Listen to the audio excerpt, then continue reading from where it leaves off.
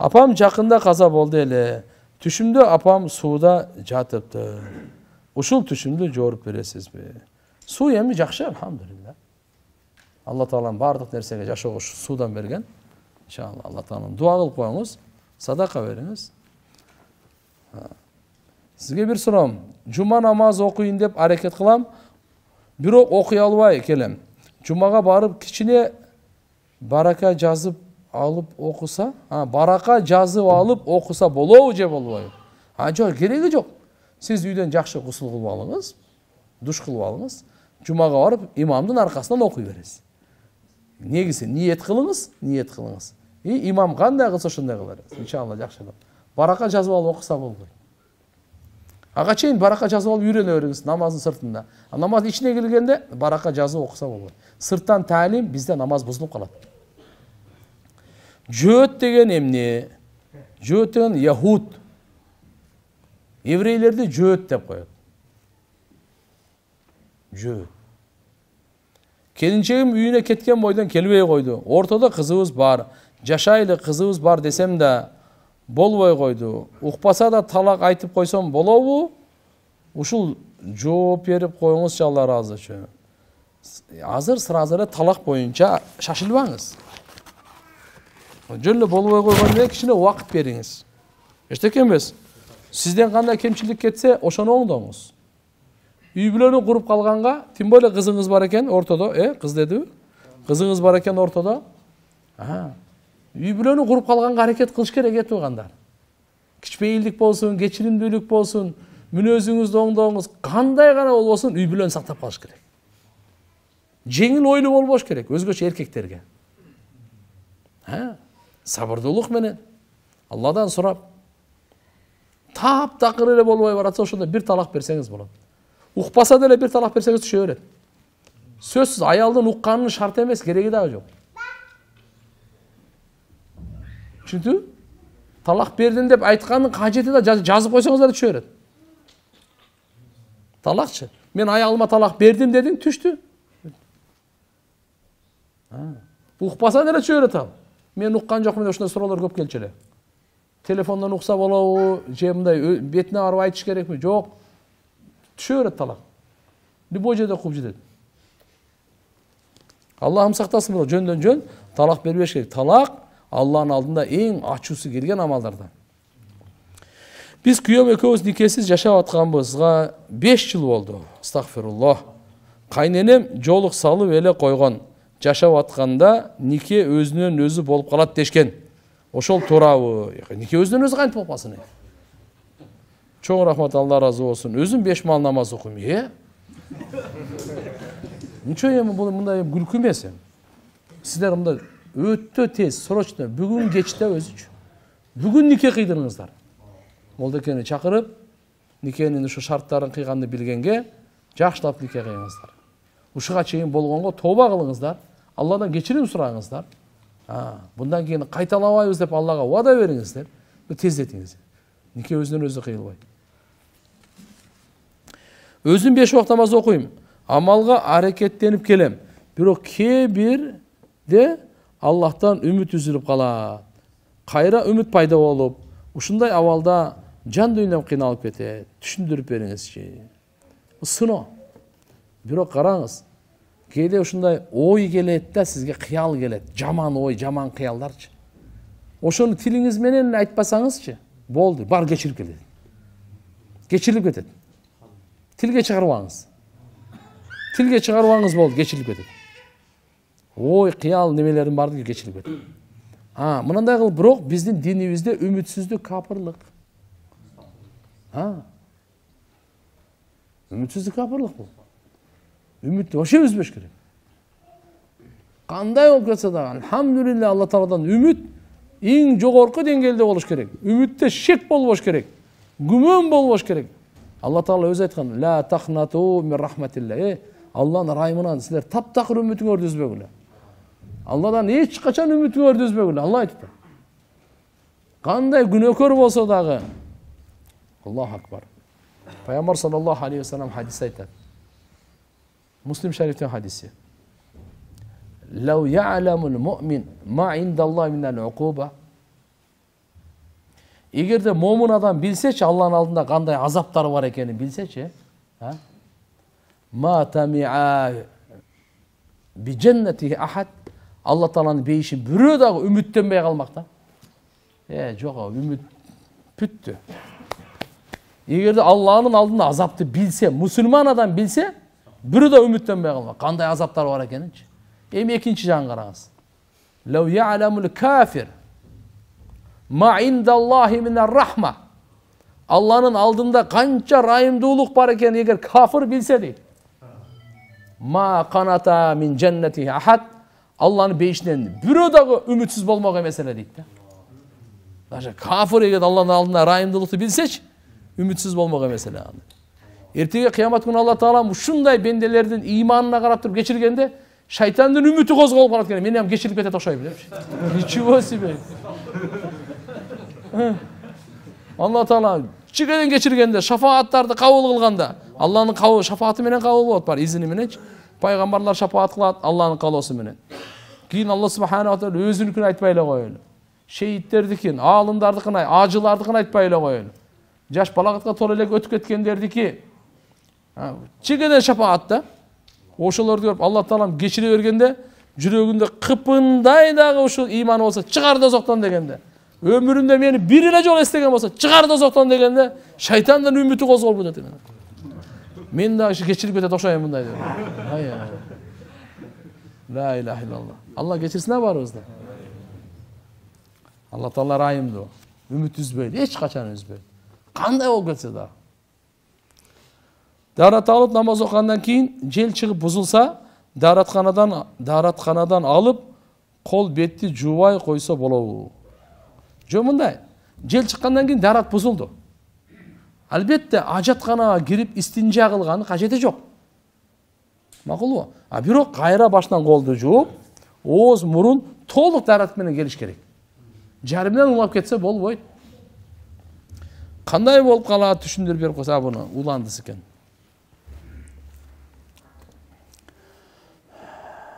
Устаз, агарып кеткен чачты карага боесо болобу? Эркек киши кантип боесо болобу? Эми кара, мына жаш эле туруп агарып кеткен болсо мейли боеп коелу. Мисалы, 20-30 жашта эми өзү чач агарбайт го, бир орун себебинен агарып кетсе боесо болот. Так, мисалы, карып калган 60 жашта жүрөк жаш деп коет дагы. Чачын боеп алган, болбойт ага. Ага арам ал. Ал алдап атат. Ошентип анан жаш кыздарга мынакей мен 40тамын деп алайын деп атат. Бундай алдаган бул арам болот. Бундайларга болбойт. Врачтардын дейт, госпольницада айлык алганын сырткары пациенттерден алган акчасы адал болобу? Караңыздар. Эгерде врачтарга мамлекет берип аткан болсо, ошонун өзүнүн жумуш ордунан пайдаланып дагы акча ала турган болсо, адал эмес. Эгерде жөн ошо пациент деп коет, булар эми клиент дебейт го. Пациент өзүнүн ыраазычылыгы менен берсе, бул адал. Өзүнүн ыраазычылыгы менен берсе, үйдөн кымыз келип калды эле, жайлоодон курут келип калды. Эми көңүлүнөн чыкканы машалла нанын көп бизде берет, алхамдулилля. Биздин элибиз бар го, Кудайга шүгүр, ден соолук үчүн аябайт. Бирок ошолордун мажбурлугунан кээ бирлер, азамат врачтар бар, бирок кээ бирин айтып атам, мажбурлугунан пайдаланып дагы ушунду сорот да. Кудайдан корксо мына болбойт мына. Көзү чачырап атканда аргасыз канча бизге кайрылат. Врач мынанча акча сурап атат деп. Алхамдулилля, булардын эмгегин баалаш керек. Кудайга шүгүр, машалла. Бирок азыр врачтар менен мугалимдердин акчалар түзгөлө көбөйдү, да? Эми мурдага караганда да, салыштырмалуу жакшы эле го.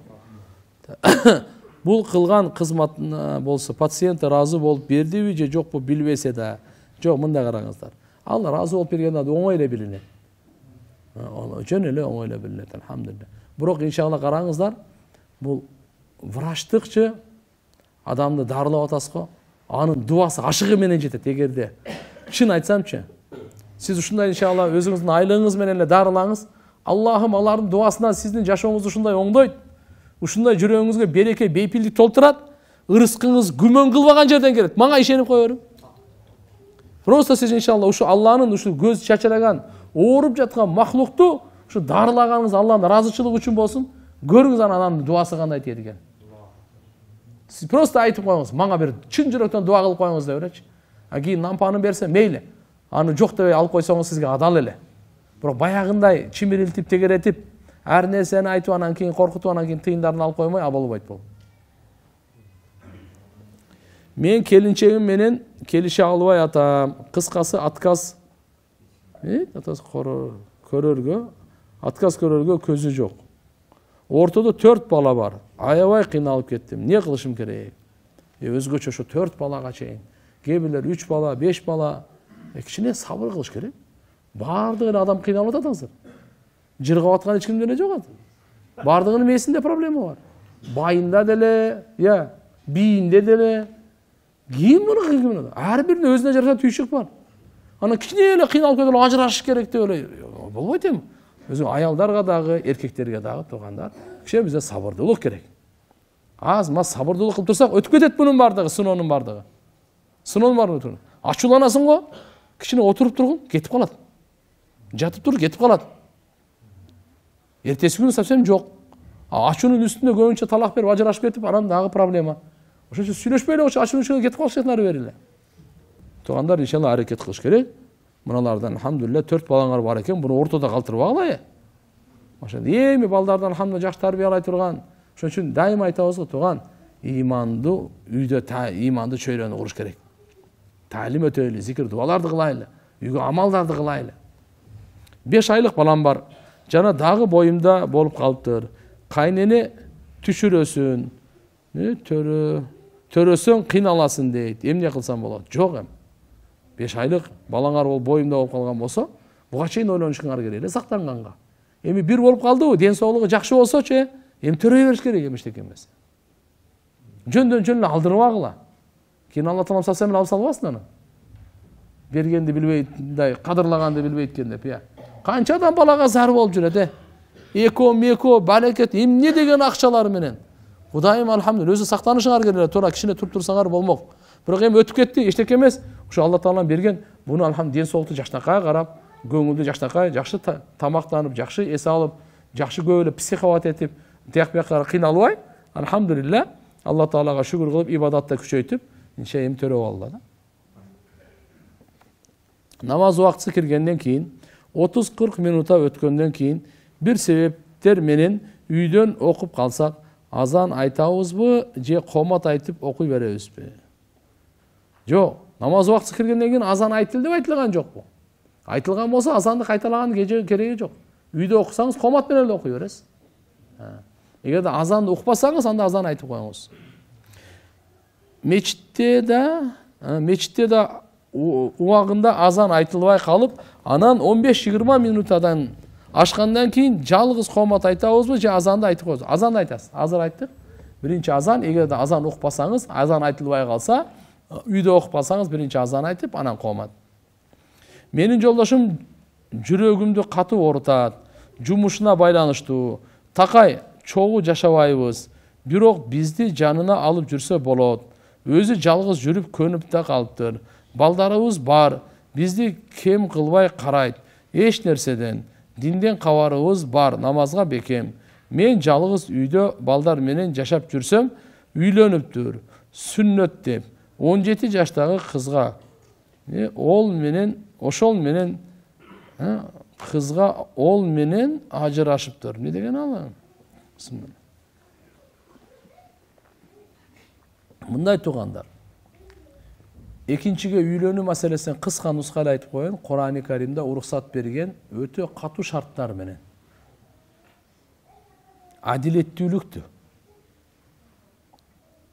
Инсаптуулук менен тең карай алсаң макул деген. Адилеттүүлүк кыла албайсыңбы? Жөн эле бирөө менен жаша керек. Зулумдук кылба деген. Зулумдук кылба деген. Ушул жерден эми карап көргүлө, эми каядагы сурооңор жак тияк бияктан эме болбой калыптыр. Эми раз экөө менен жашай турган болсо, үйлөнүп алса, тең карасын. Бул мындай айтып коеюн. Биринчи аялынан мынакей 3-4 баласы бар, экинчи аялынан баласы жок. Аялдарга төшөк маселеси, тамак аш маселеси, турак жай маселесин тегиз берилиш керек.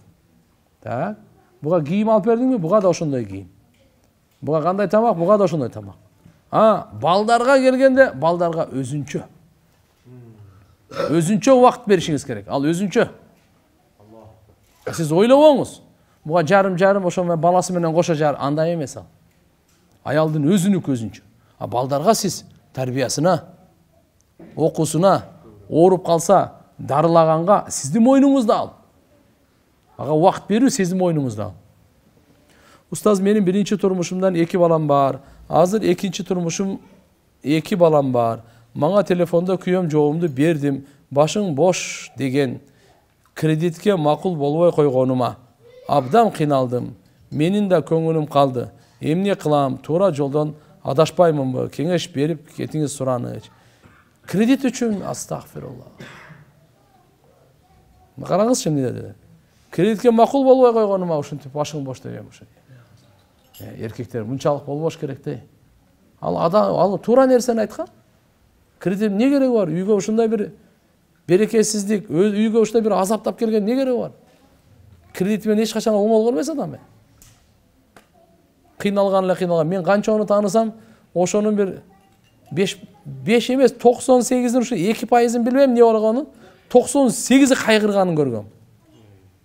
Кредит алып бирөөнүн оңолгонун көрбөдүм. Чын айтайын. Мечитте отурам.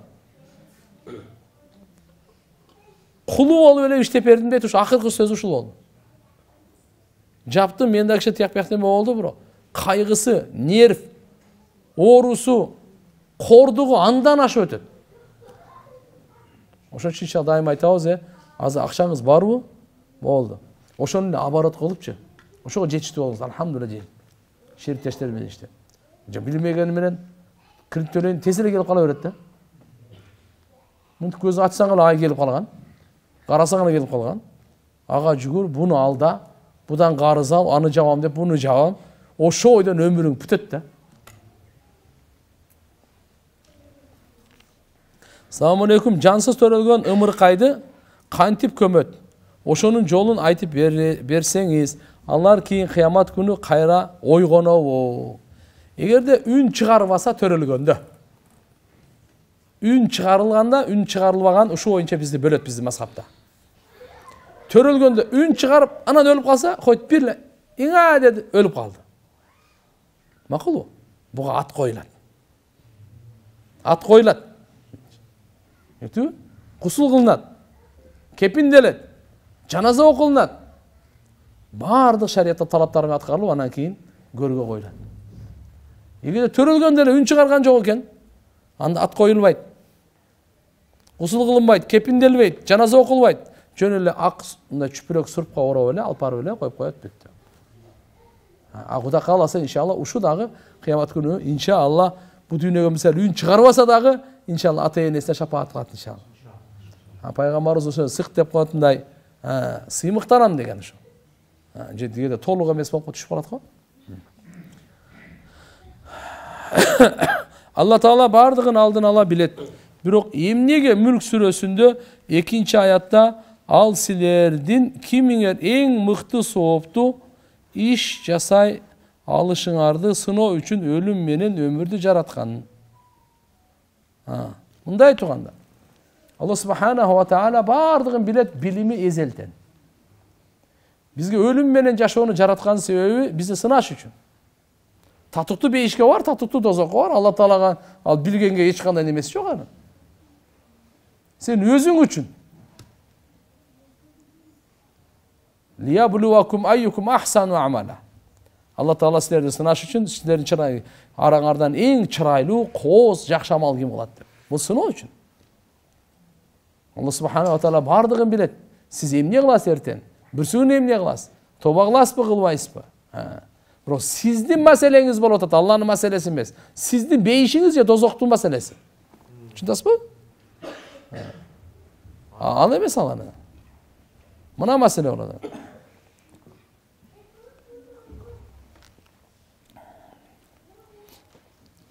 Саламатсызбы, мен сурам. Күйөөм жакында эле каза болгон. Мүрзөгө барып Куран окуп, балдарым менен бизди сезеби, угабы, сөздөрүбүздү угабы? Негиз эле кабырда жаткан адам жер үстүндөгүлөрдү угуп көрө алабы? Убакыт болуп калды ошойт. Мына акыркы суроого жооп берип коеюн. Алла Таалам рахматына алсын биринчиден. Күнөөлөрүн кечирип даражасын бийик кылсын. Мүрзөгө барып Куран окусаңыз дагы, үйүңүздө Куран окусаңыз да соо тие берет. Аялдарга мүрзөгө барганга жакшы эмес. Себептен жүрөктөрү жумшактагы ал жерде өздөрүн кармай албай калышы мүмкүн. Эсинен кетип калышы мүмкүн. Эгерде мындай жашы токтолгон болсо, бала чакасы менен же бир тууганы менен акырын барып келсе го мейли мындай. Өзгөчө жаш кыздар, келиндер барбасын. Бул жерде Куран окусаңар эле жете берет. Өткөндөргө дуадан өткөн күчтүү амал жок, билип коюңуз. Эң күчтүү өткөткендергечи соо тие турган дуа. Зикир, Кур'ан, курбанчылык, ушулардын баардык садака жарыялар сооптор тиет.